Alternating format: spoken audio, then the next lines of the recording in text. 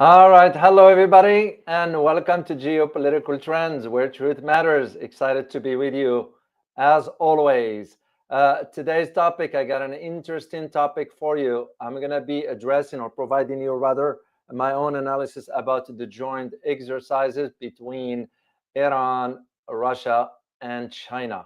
So, as a matter of fact, this started today in the southern eastern Iranian port of Chabahar. So this is what I'm going to be addressing for you. But before I'll do that, I want to say hi to our wonderful community. Let me see here. Oguz Ibrahim, good to see you. Timeline Dunkley, as always.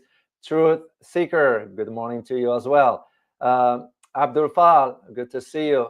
True, who else? Amanda, good to see you. Alice Talukin, thank you. Here you are. We didn't miss you yesterday. Tom Saya Wires, same to you. Good to see you here, guys. All right, let's get into our, and please, if you will be kind, give me thumbs up if you can hear me loud and clear. I just want to make sure. I don't want to take any chances with that. So, Zakir Hussein, good to see you. Francis Tango, good to see you, as always. Yeah, let me guys see a sign from you that you guys can hear me loud and clear before I launch into my conversation. Taiwan still, thank you very much.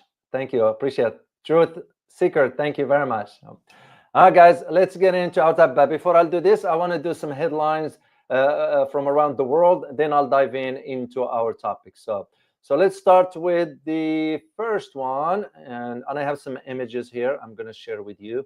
We're going to start from Syria. And I give credit to Anadolu Agency. That's the picture belongs to them.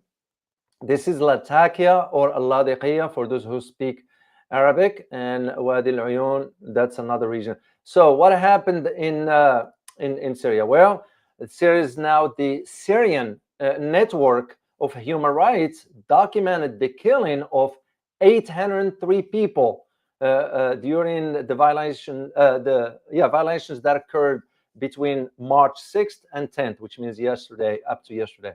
So much of which concentrated in the Latakia, Tartus, and I think Hama. That's where it was. So, and here is where the big concern. The big concern is that the security operations were not limited to just pursuing those directly involved in the attacks.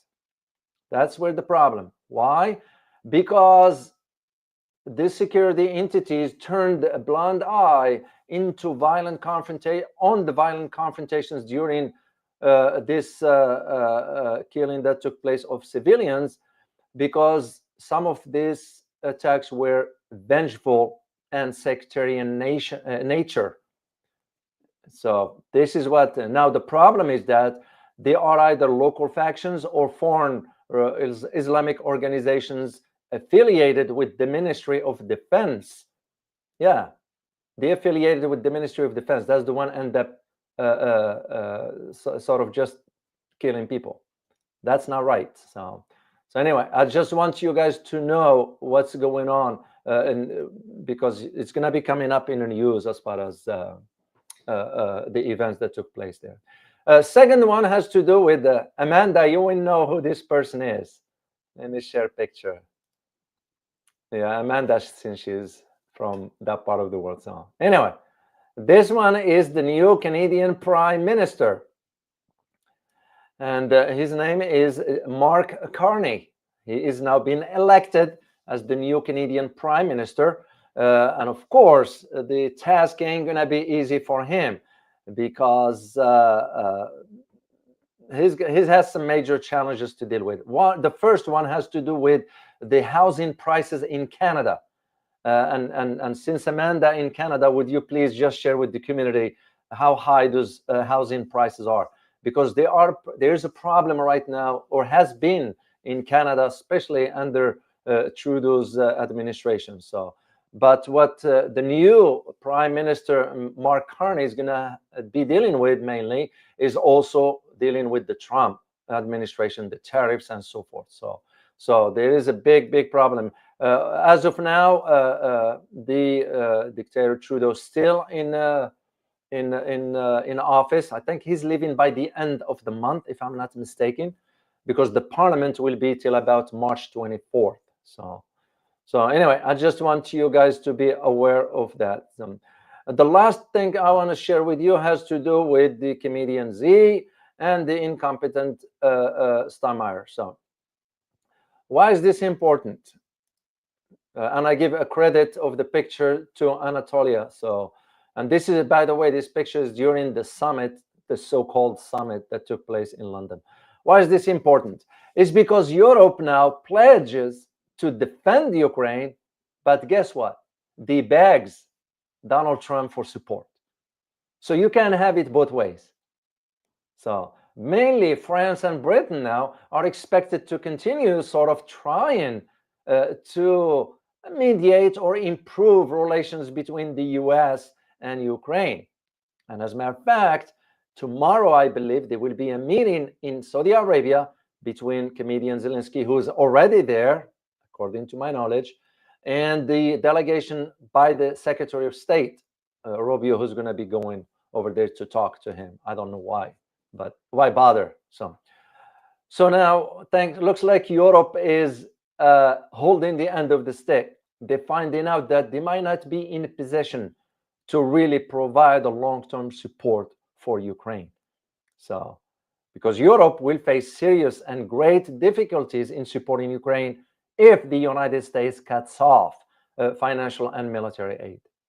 And that's, to me, was always the key, that if really Mr. Trump wants to do the right thing, pull the US out of NATO, who did this one here, by the way, guys? Who is another European leader did this back in the 60s? Does anybody know? Let me see in the chat box. If you know, you'll be. I will appreciate it if you can type in that in. Who is another? He was a head of state at that time in the 60s in Europe, who pulled his country out of NATO. Let me just see. Oh, Zhaoyan, you got it. You got it. Chad Franklin, you got it. It was Charles de Gaulle. Indeed, Charles de Gaulle, who's the one who pulled France out of NATO because the US trying to intimidate him, and he said, I won't have it. So now I'm saying, well, maybe Mr. Trump will show leadership by pulling the US out of NATO. If he says, if Ukraine doesn't want to get into the, to agree for ceasefire, then so.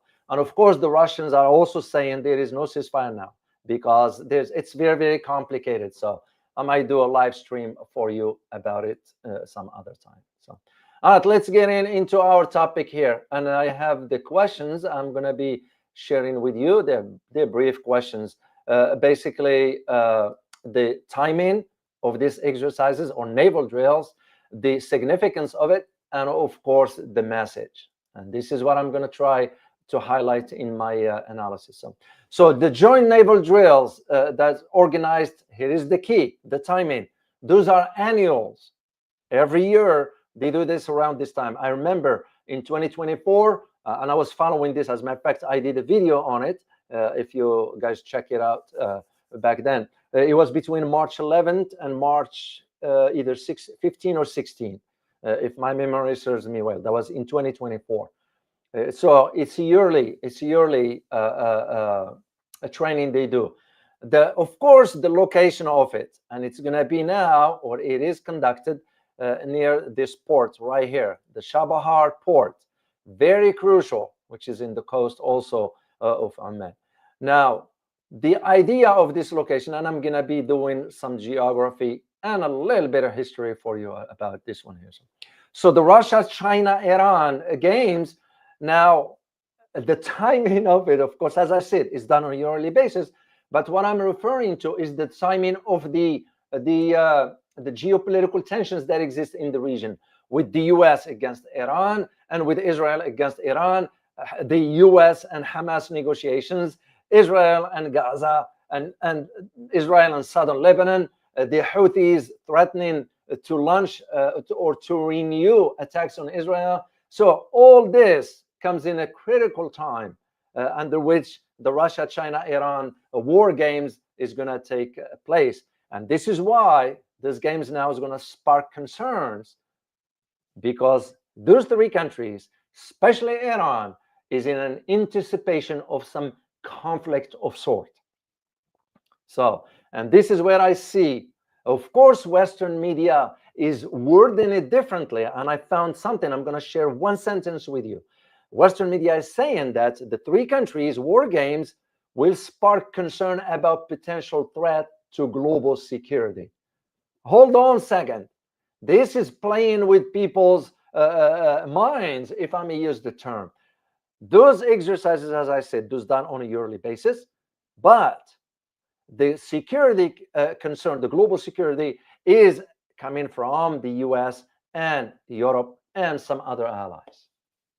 That is the whole reason for all this. So, before I move forward, please make sure to subscribe if this is your first time on this channel, because the analysis you are hearing on the here is unique to this channel, basically, and I'm proud of it. So if you are learning and enjoying these free episodes, I will greatly appreciate if you could subscribe and share this channel with other people so they, like you, can hear the truth. And thank you very much for your support. So now, here is the thing that I need you to understand about the nature of these exercises this time. This one now is going to be involving, of course, naval drills. It's going to be involving missile testing and amphibious landing. If you compare to those who are familiar with those exercises, those fall under the security belt. That's usually how it is worded. The last year one, it was about just, for example, hostage rescue. This one this year is specific for a reason. The naval drills that's involved missile testing and amphibious landing. So the leading questions that we're going to have to ask is, should the US be concerned, or at least thinking about, okay, what is the significance of this, given what the United States is doing right now vis-a-vis Iran? This is why I wanted to sort of explore this, the implications of this cooperation, the military exercises, but also put it within the security and geopolitical context that is so. So let me share a clip with you guys, and then I'll make my remarks on it. So this is from President Trump regarding when he was asked about those exercises. So take a listen, please. Not at all. Not at all. Why not? Because we're stronger than all of them. We have more power than all of them. Hold on a second, Mr. President. We are not stronger than all of them. If you combine Russia, China, and Iran capabilities, we stand no chance. We stand no chance. I rebuilt the military. Unfortunately, Biden did nothing. I'll have to disagree with that statement. Donald Trump didn't rebuild the military. So, and this is not about the previous administration.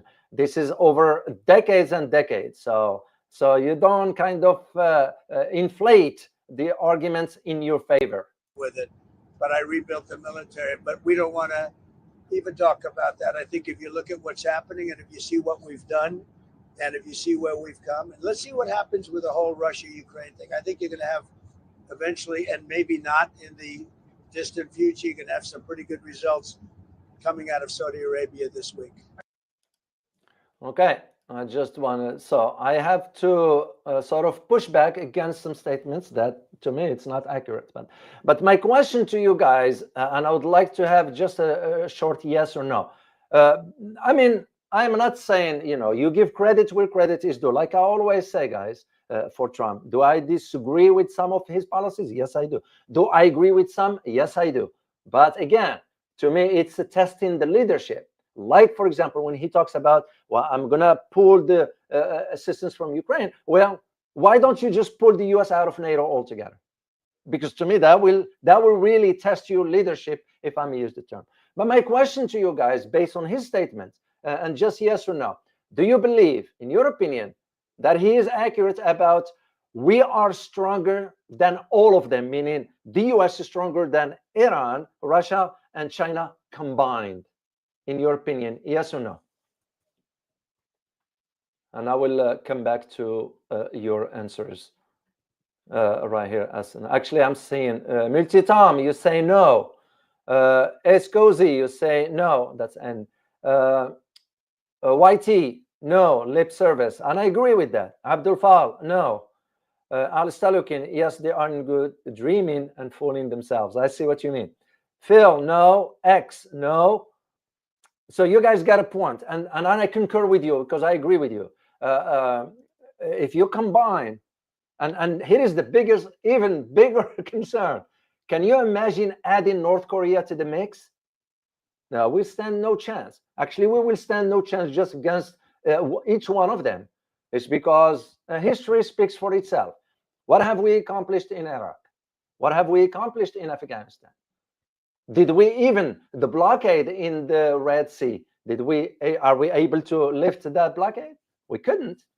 So that's my point. So, but let's focus back on our key topic here about the exercises. So, and this is what I found interesting. Why I wanted to do this for you, to highlight to you the dynamics of how geopolitics sometimes it is also the events that takes place on a global stage will end up impacting certain direction of certain aspects, like for example naval drill exercises. This is a yearly exercise, but the nature of it is different, because here is the thing: those exercises now is going to include simulated attacks on maritime targets, joint search and rescue, of course, spot checks and arrest. But here is the key: when you think about China, what is China is sending? And I'm going to share some pictures with you. Not this one. China is going to be sending one of the advanced destroyer that's type 052D. I have a picture here for you, and I give credit to the PLNA, the People's Liberation Navy Army. Does that for China. That's their picture there. So why is this important? It is important because these destroyers are a guided missile destroyer. So China is also sending Guan Yu, which is from the 47th Naval Escort Task Force. That's to me significant, very significant, because when you have guided missile ships or destroyers going in, when you have 2 ship-borne helicopters, that just is sending a message. Because when you compare this to last year, as I mentioned, the last year exercises, and I remember this vividly because I did a video on it. As I mentioned, they focused on anti-piracy and search and rescue drills. That's it. So you see a big difference. And when you consider, for example, and I'm going to share a screen with you here for some Chinese naval hardware. So take a look, guys. Let me make this a full screen for you right there. Take a look at that. This is another destroyer.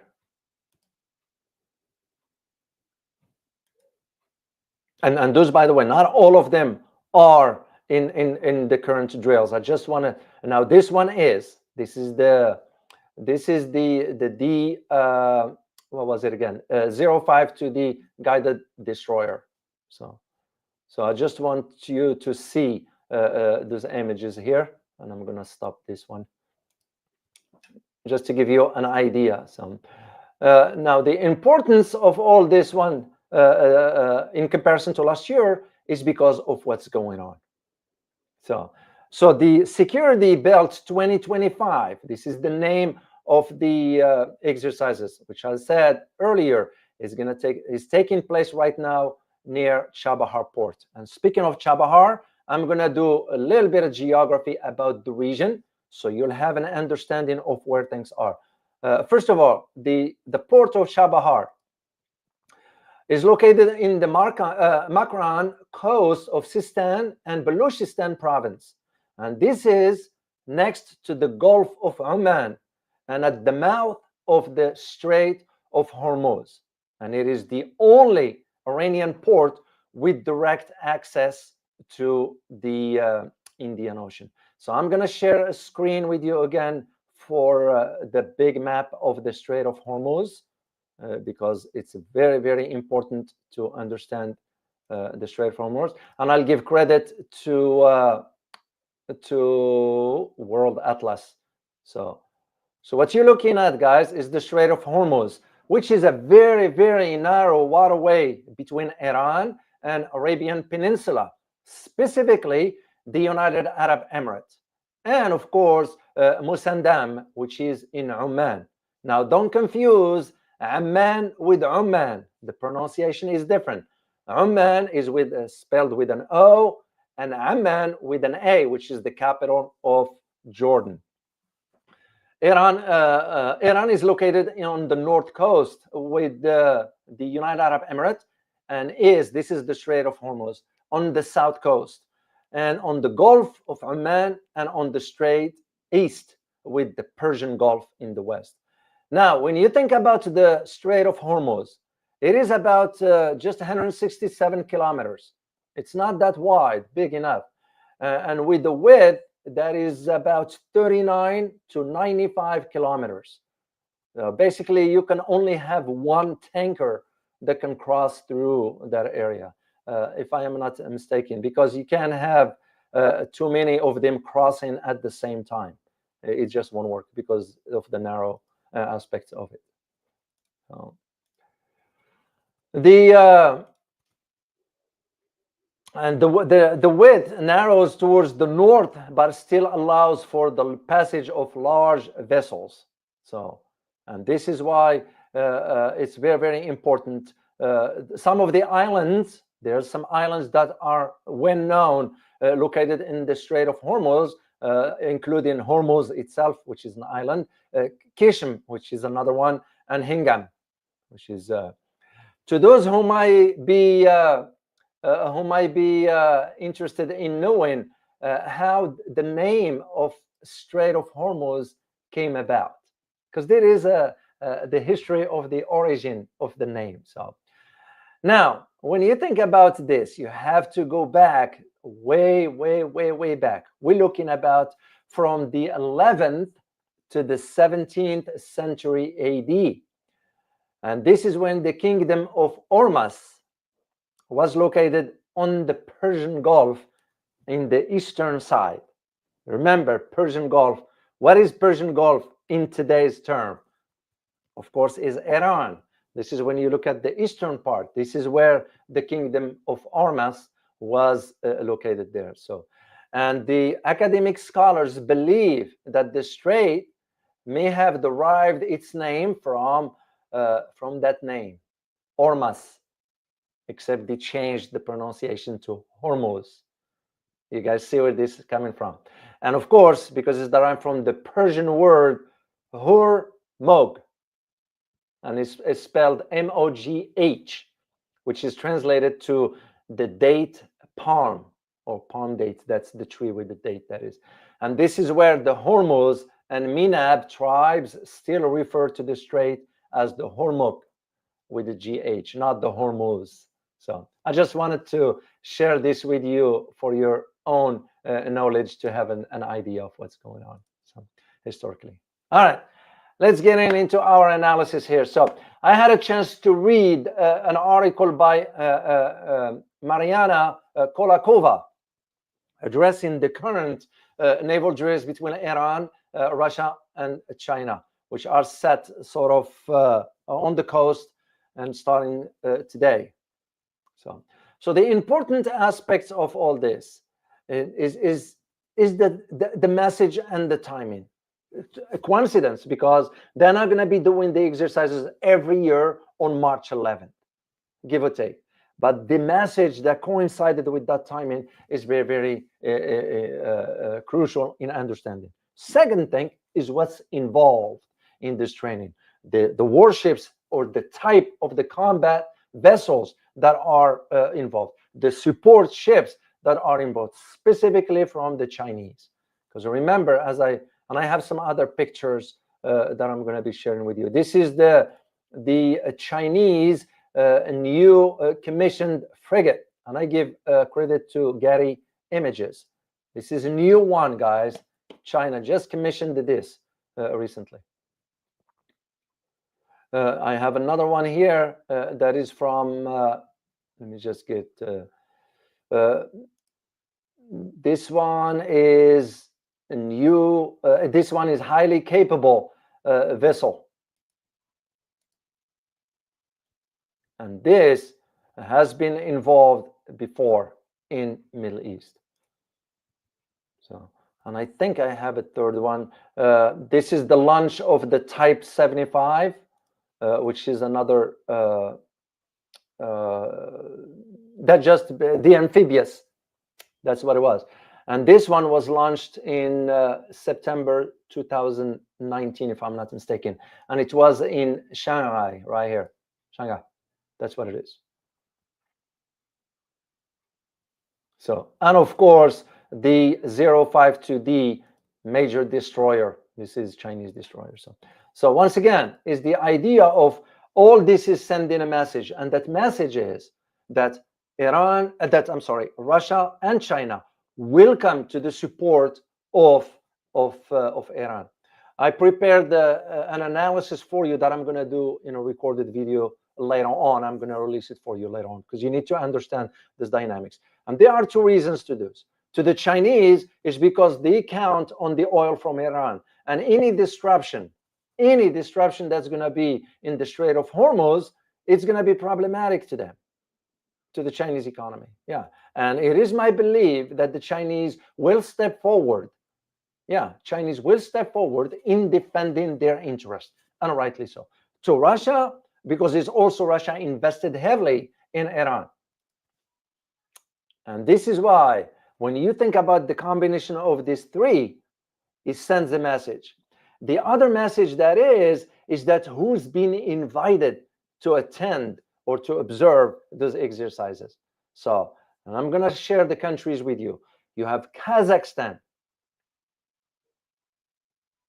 you have Azerbaijan, you have South Africa, you have Oman, Qatar, Iraq, and United Arab Emirates, and even Sri Lanka. So you might think, what Sri Lanka has to do with this? Big time. Because you think about the location of Sri Lanka, Southeast Asia, and the importance of all this. So now, the idea that this comes on the heels of what Iran just did. Iran and Russia, according to the author, what's her name? Marina Kolakova. So what's important about this is that Russia and Iran just signed the memorandum of cooperation, an MOU that is, or cooperation, MOC, to do what? To develop jointly, to develop and manufacture microelectronics. Just think about it, guys. Think about what the US wanted to do in Ukraine regarding so-called rare earth elements, which, by the way, as I mentioned in the video that I did, the recorded video, you know, I put it the title. Maybe Trump was lied to about all these hypes about that one, because most of that rare earth mineral in Ukraine, at least, is in the eastern part. So to Russia and China, because Russia has access to that. And this is what's important for this development and the manufacturing of the microelectronics. So that is so crucial. Then you have to understand about the Chinese, also the development of the nanotechnology. All this doesn't happen in a vacuum. No. But you have to understand, especially when it comes down to all three, Russia, Iran, and I'm going to share an excerpt with you guys from what is it, from my book, because I discussed this back then and it became relevant as of today. So I wrote back then, for instance, in support of its efforts to turn the geopolitical tables around, Russia gained military momentum earlier on by holding joint naval military exercises with Iran. On August 2015, Russian warships Volgodonsk and Makashkala docked in Anzali port near the Caspian Sea.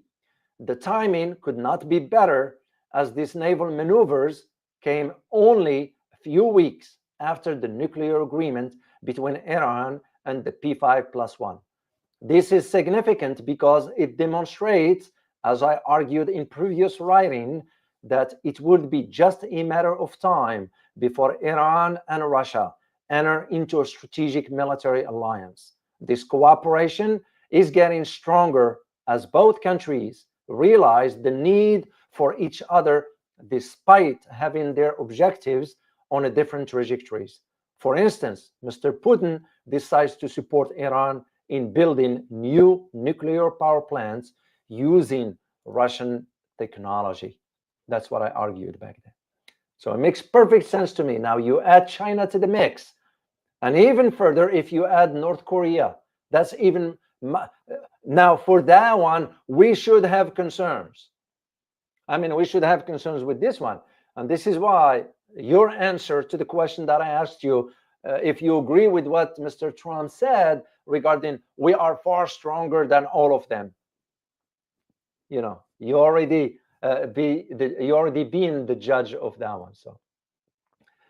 So let's consider again, when I go back in a record, a historical record, and I tend to do this to look at how things evolve over time. If I am to go back to 2023, and usually this kind of exercises, I tend to pay close attention to those. Why? Because that matters in the geopolitical landscape, because those will have the implications from a security aspect of it. So, and to those who might not know, that my PhD degree was in public policy, but with a focus on international security.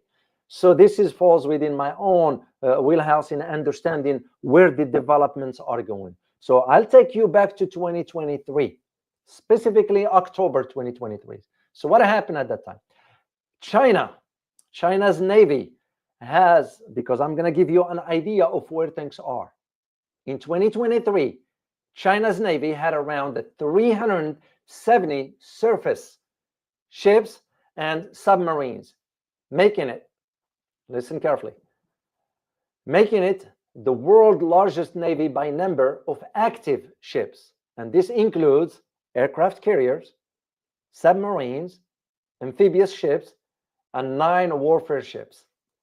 So, and that is again, to go back to today, that is again the message of those exercises, what could be sending to.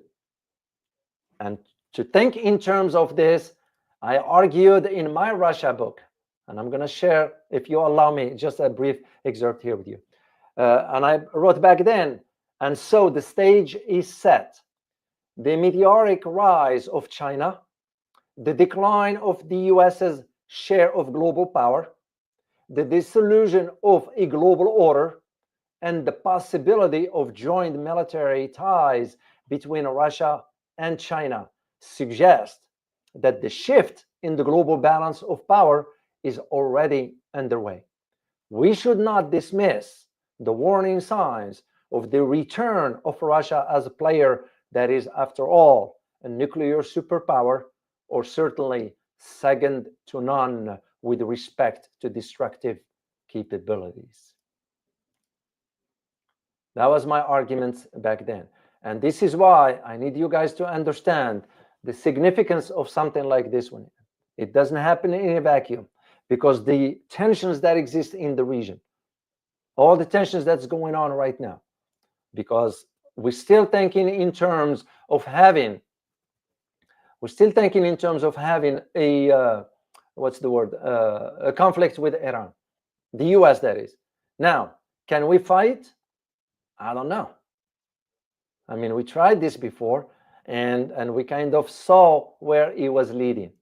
So, and this is why you have to think in terms of how the West is going to be perceiving this one here. So, I have one image. I need to share this with you. This is where is it? This is one of Iran's naval. This is a naval missile corvette. Check this out, guys. Very interesting how they have this. And this was one, by the way, operated by the IRGC. So, and in my opinion, What we are witnessing is a game changer. It is a game changer, no matter how we look at it. And the West is not going to want to accept and admit to the reality of it because things have changed. And we are not in possession right now to dictate how things used to be. So this is why it's important to understand this dynamics. Let me move this picture out here. So this to mainly to China, because China is very concerned about having its interest being disrupted. This is why they are sending some very heavy hitters as far as naval assets. So it's because when you think about it, the security aspects of the Gulf, when you look at the map, and you remember what is, if I have the map here. No, I don't. If you think about the security aspects of all this, especially in the Gulf of Oman, that one is a key concern to what's going on regarding energy. That's not when you have, of course, 20%, to my knowledge, it's about 20% of the oil transits through the Strait of Hormuz. So any minor disruption is going to create problems. And we all know what it means as far as the oil prices, for example. And it is a choke point. And the Chinese are thinking ahead of time. Iran already mentioned that should there be an attack on Iran, they'll shut down the Strait of Hormuz. And why are they saying this? Because we think that we can just move our destroyers, whatever. No, it's because Iran has placed underwater weapons. So I'll let you read between the lines. That's why they always say, we will shut down the Strait of Hormuz, because they are in possession to do so. But also because Strait of Hormuz is a choke point, as I said. So when you think about it, that passage is one of the world's largest oil. It has one of the oil and largest gas reserves. The whole Arabian Peninsula, for that matter. So if you think about it, for example, Saudi Arabia, just by itself, one of the largest oil producers. So which accounts just by itself for about 16% of oil reserves. Then you add to that, to my knowledge, if I remember the numbers, please don't quote me on this. It's give or take. If I'm off by no 1 or 2 or even 3. About 30% or so. 30% of the world liquefied natural gas. And 25% of oil goes through the Strait of Hormuz. So, and if we are to go back just a few years ago, so you're looking at about 17 million barrel was shipped through the Persian Gulf, through the Strait of Hormuz. And that in itself represents about 20%. I do remember this number, 20% of the oil traded worldwide. And one stat that stuck with me, it was in 2000, either 18 or 19. I couldn't remember. Either one of these. You're looking at about $1.2 billion worth of oil passing through the Strait daily. That is why it's very, very important when you consider the importance of this. And this is why, in my opinion, why I wanted to do this live stream for you is to highlight the geopolitical and security and the economic aspects of what it means should the United States or Israel embark on attacking Iran, and what the outcome is going to be. So here is another question for you guys. Hypothetically, should the United States or Israel or both attack Iran, in your opinion, do you believe China and Russia will come to the aid of support? Yes or no? We're not going to get into the details of what type of aid. It's just, will they? Will they come to the aid of Iran?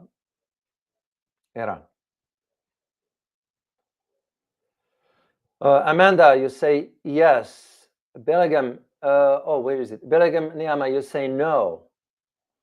Francis L, you say yes. Saint Tan, you say yes. Chad, you say yes. William N, you say thank China said they will not let Iran fall. Zhao Yan, you say no, I don't think so. Francis Tango, you say no idea. Okay.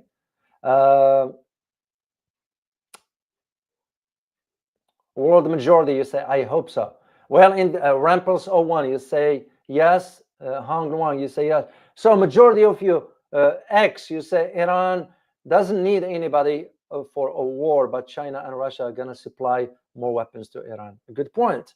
So interesting enough, there are some of you who said no, that they won't come to the aid of Iran.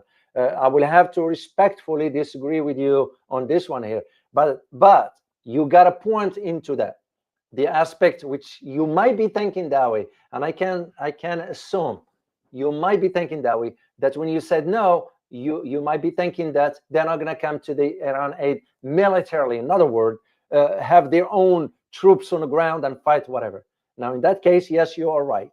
They won't.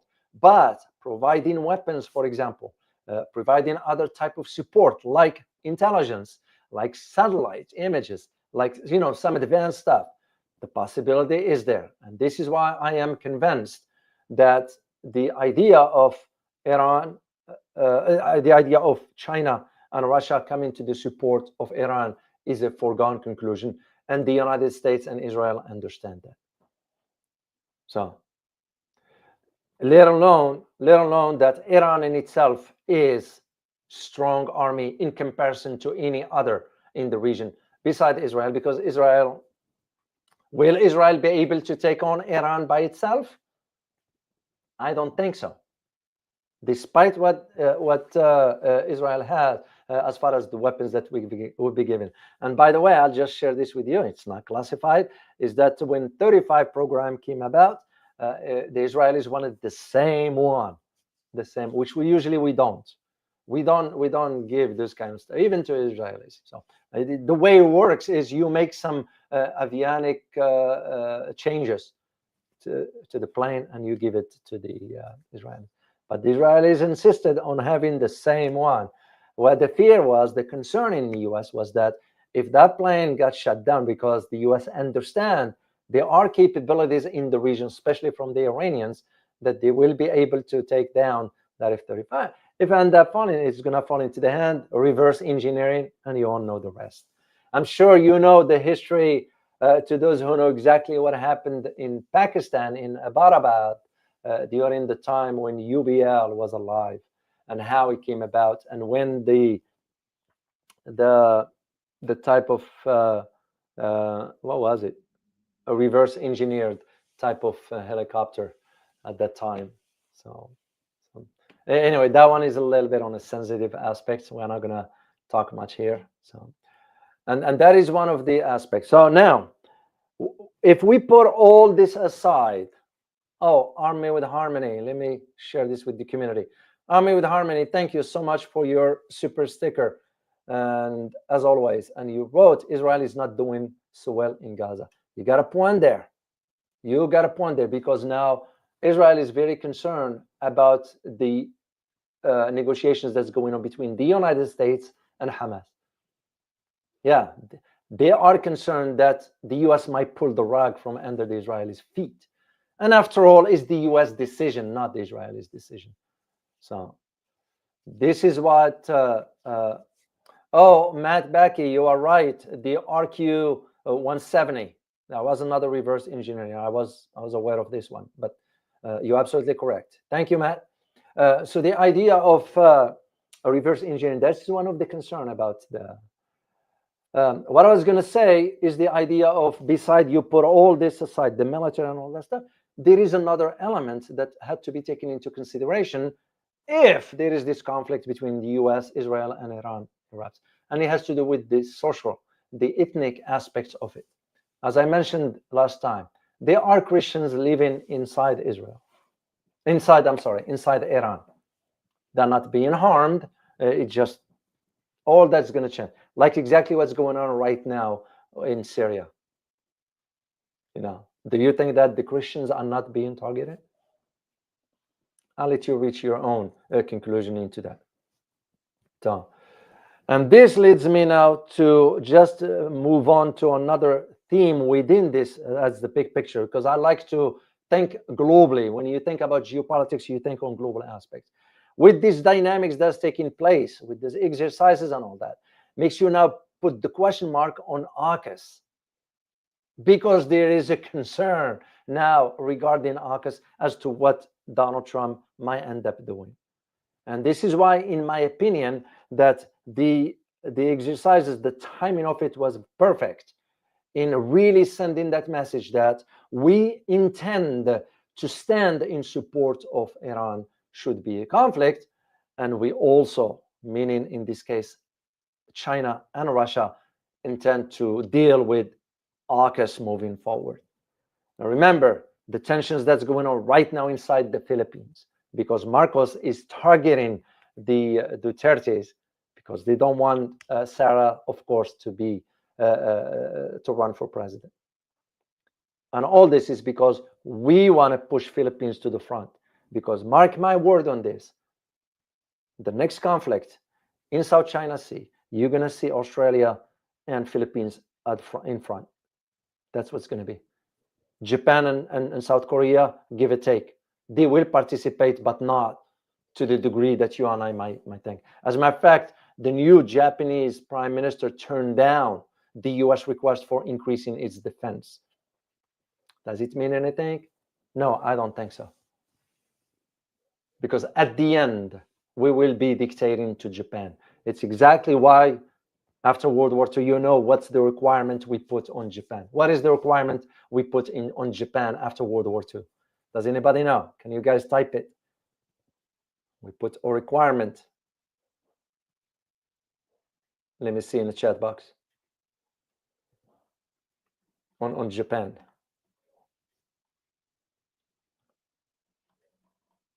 Oh, Army with Harmony, you got it. Amanda, you got it. No military.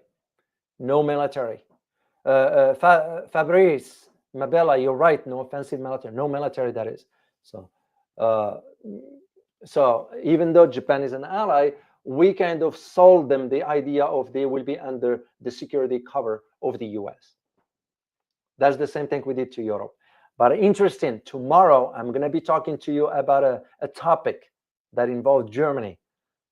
This might shock you and surprise you. I don't want to get ahead of myself. I'll talk about it tomorrow. So Germany is the same. This is now why Germans and some Europeans are talking about a different security umbrella. It's going to be just talks.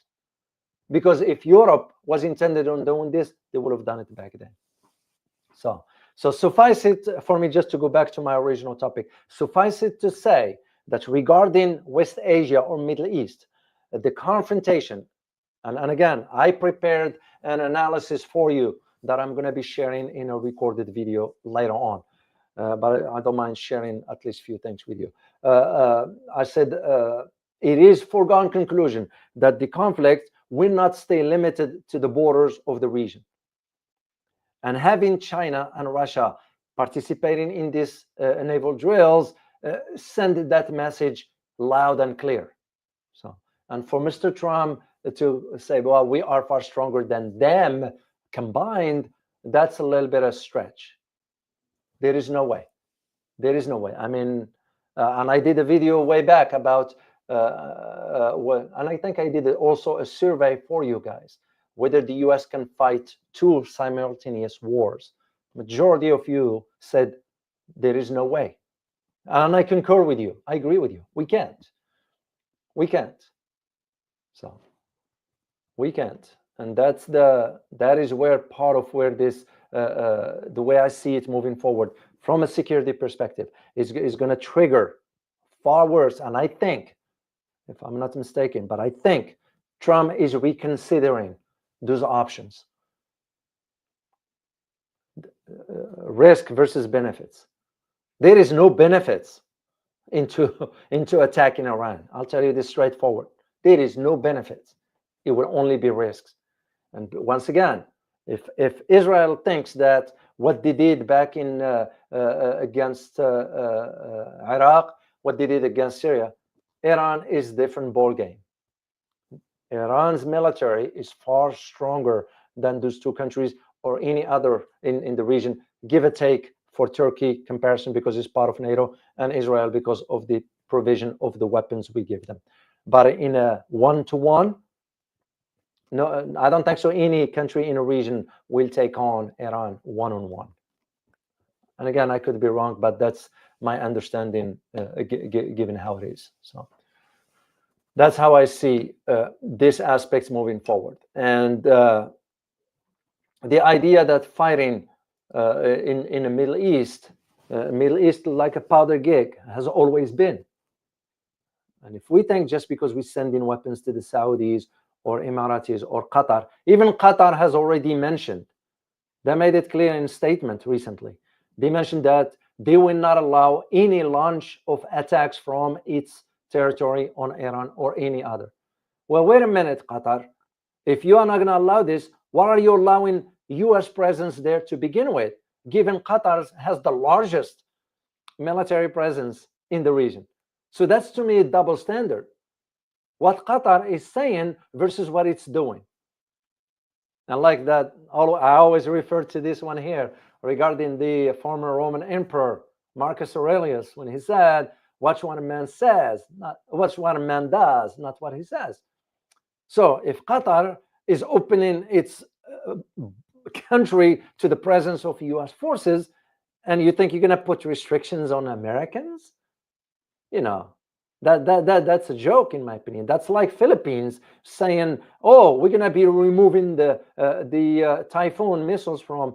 No, you are not, because we won't allow you. Let alone we have an additional 4 bases that are not disclosed to the Filipinos. It might be the president might know. We only declare that we have 5 bases in Philippines. No, we have 9. Same argument I would make. No, it's just understanding the security ramifications, both, mainly the security, economic and geopolitical, but think of security aspects of it. Iran is well branched in the region with many groups. That was the investment Iran made after 1979, all these years. That's how crucial for us to understand. And this is why I think the United States now is really thinking hard whether it's worth going to Iran. I know how many in Washington wants to have a war with Iran. We all know this one. The Israelis wants the US to do the war on its behalf. You know, it's not a secret. So, but again, the ramifications, the consequences of such involvement, what it's going to do to the region, it'll turn it upside down. And I don't think so Russia or China will just side by and watch. I don't think so. They're going to give it. Mainly China. China is not going to, because China has a lot of interest at stake. Russia invested a lot of interest inside Iran. So they're not going to, after what they did in Syria, and now things coming up to the surface as to how things are. And I don't think so they're going to. So that is how I see it moving forward. And I hope it never materializes. I hope, because who wants war? We all know what it means. You know, it's in economic developments where the interests are, not in a war. This is where you see the development of China. Why? Because China doesn't go and seek conflicts overseas. And I'm talking based on my knowledge. I did the research in understanding where this is all going. So why? Instead, Chinese focused on the economy, on the welfare of their citizens, and I saw the results when I was in China. So this is how I see it. So one last thing. Let me see if there is. Army with Harmony, once again, thank you for gifting a membership. Thank you very much. Appreciate it. So suffice it to say, one thing for sure is that the key players in the region, and I'll conclude with this, guys, because that's how it works with me. If I don't have anything of substance to say, I get off. So what was I going to say? Yeah, for all the countries in the region, they are all now watching and assessing what the United States might end up doing with Iran. This is not about the fight, whatever. What they end up doing regarding whether the GCPOA renegotiations will take place. They are also watching what the outcome of the US and Hamas talks might lead to. And those outcomes is going to define the security architecture of the region moving forward.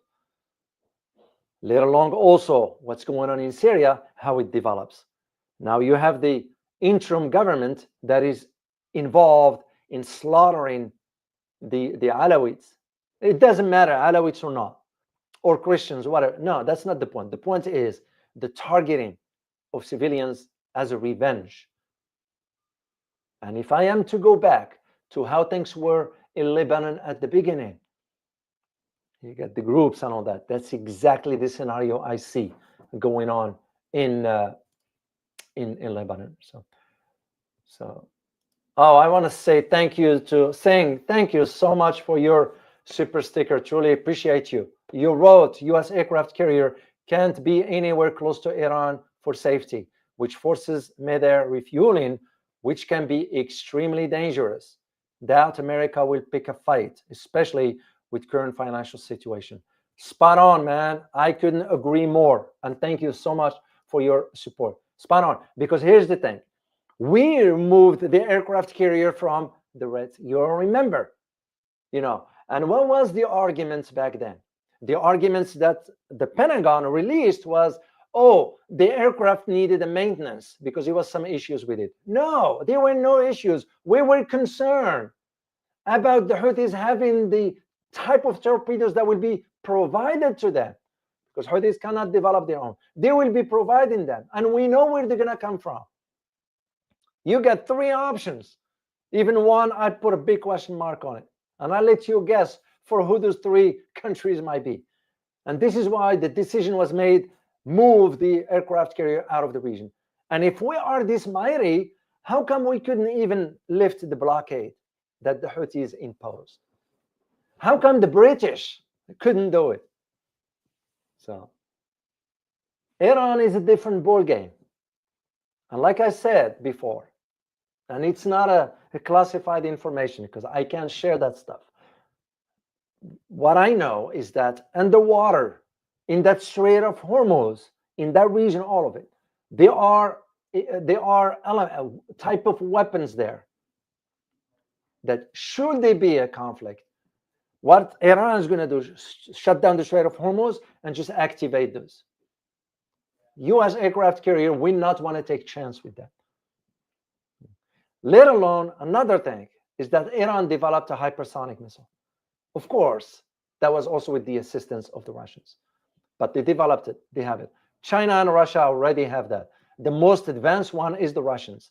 And for us here in the United States, and by word of the Pentagon itself, it's by the head of the strategic command in the Pentagon. I forgot his name. He confirmed, and I'm paraphrasing here, that we have nothing to defend against the Russian hypersonic missiles. So are the ones of the Chinese as well.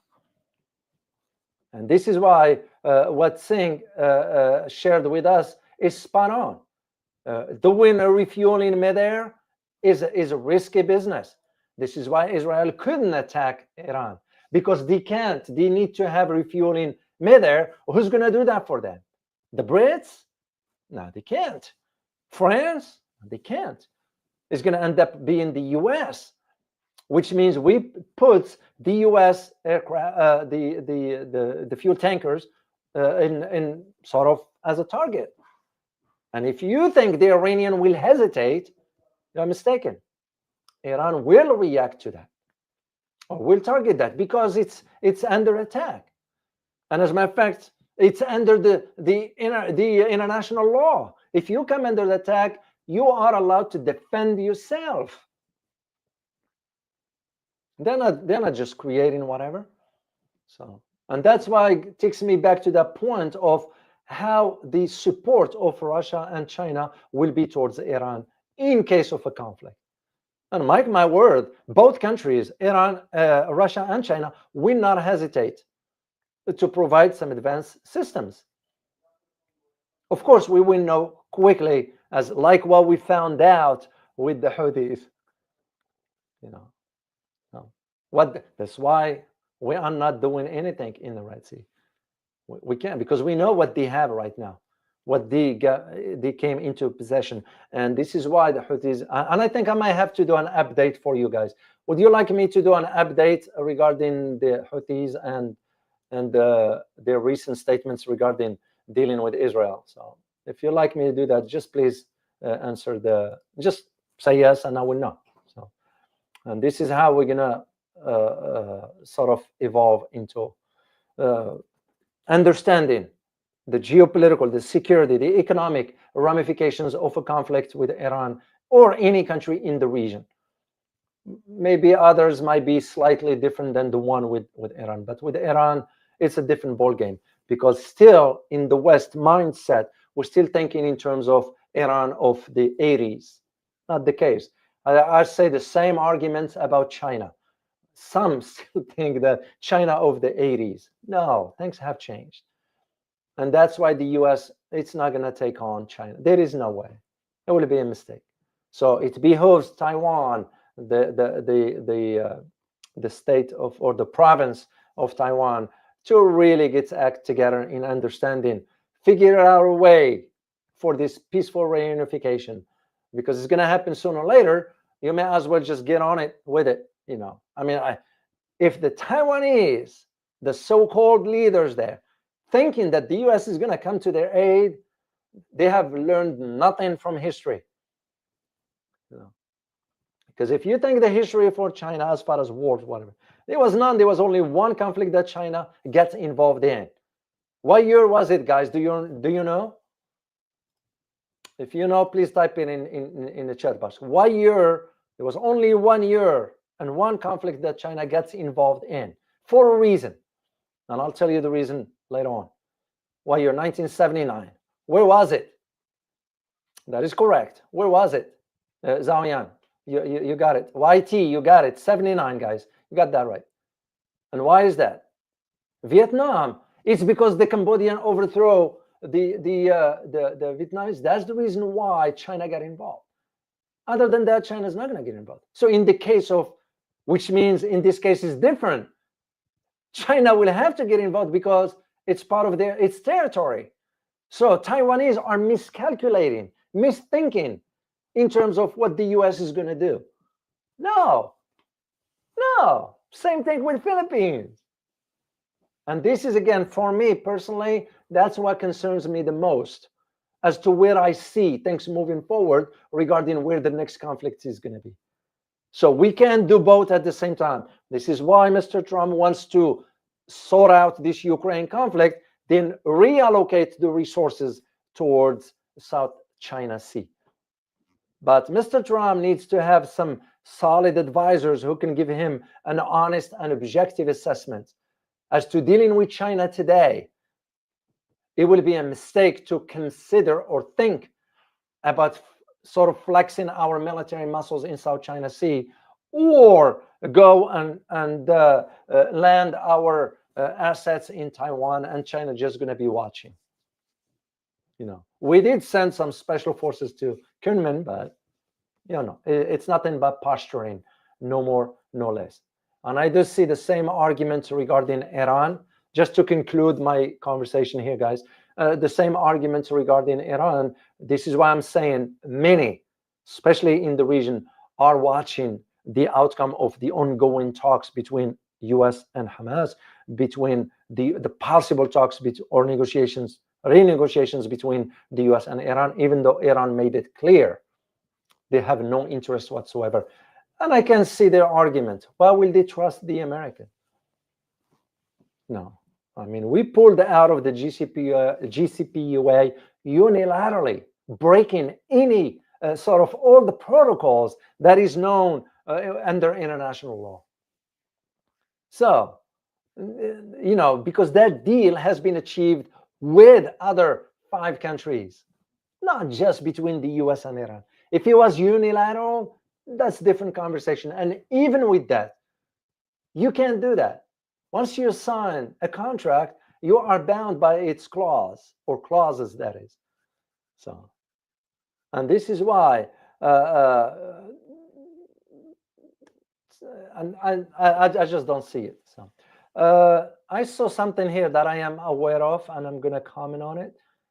Tom, you wrote something about scenarios, simulations. Yeah, regarding China and US war. So, yeah, in my days back in DC, there were some scenarios run in the Pentagon, and there were 18 at least at that time, to my knowledge. Maybe they run other ones recently. I'm not aware of, but I'm aware of those 18 scenarios.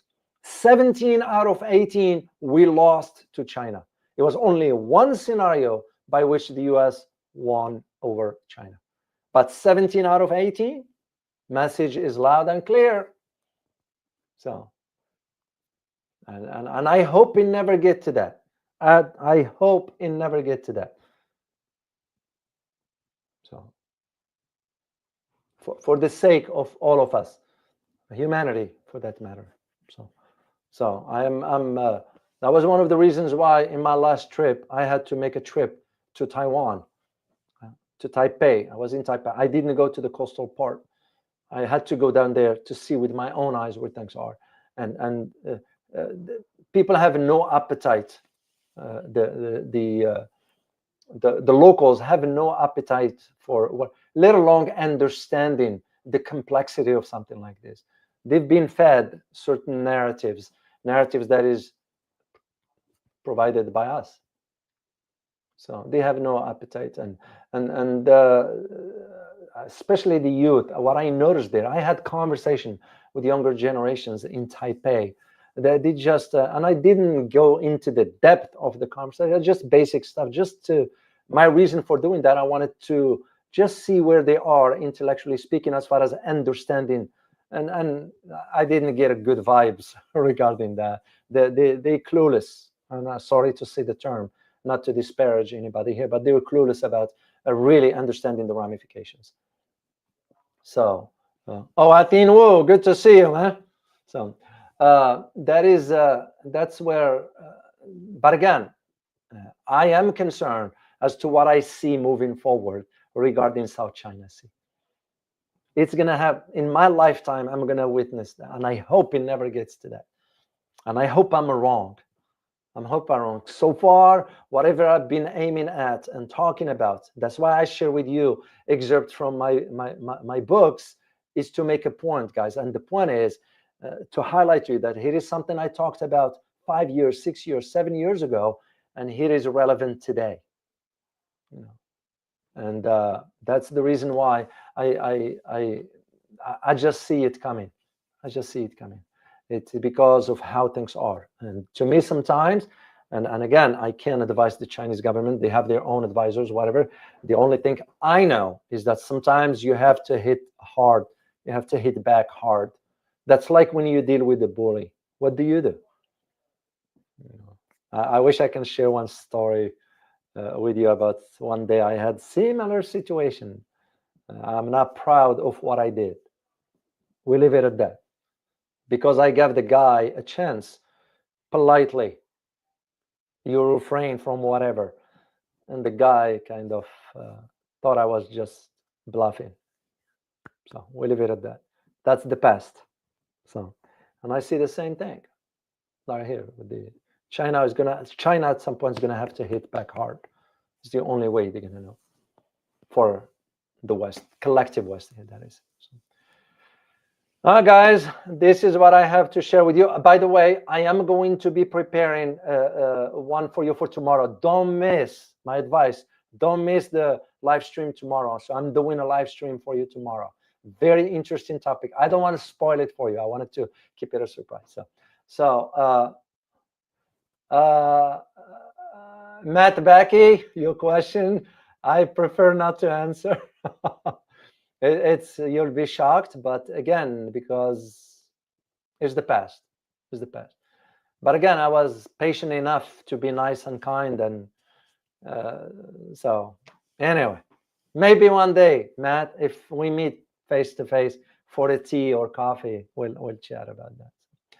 Anyway, I'm gonna be doing that tomorrow, guys, for a specific topic, and I advise, my recommendation, not advice, my recommendation, if you can make it, make sure to join me here, because this will have a far-reaching implications, what I'm going to be talking about tomorrow. So I'll leave it at tomorrow. Just quickly, guys, I want to share a quick picture here to let you know regarding where the fundraising is so far. This is where we are as of yesterday, and I will greatly appreciate your support for the Asia trip. Here's the link.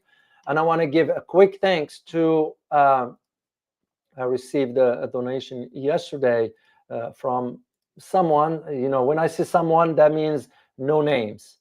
They don't disclose the name, but I'm going to just use the screen name, 997MLV. 997MLV.